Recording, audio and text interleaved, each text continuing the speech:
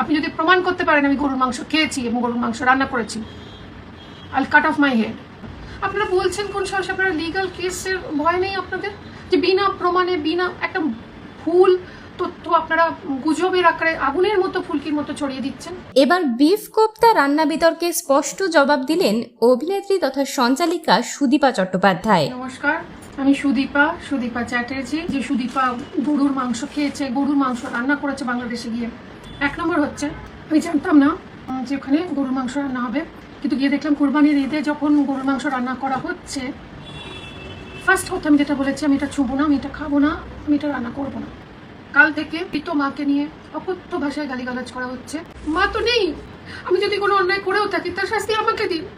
আমার ছেলে 5 বছর বয়স, তাকে অপহরণের হুমকি দেওয়া হচ্ছে। আমাকে তো বলা হয়েছে রাস্তায় বেরোলে গায়ে আগুন লাগিয়ে দেওয়া হবে।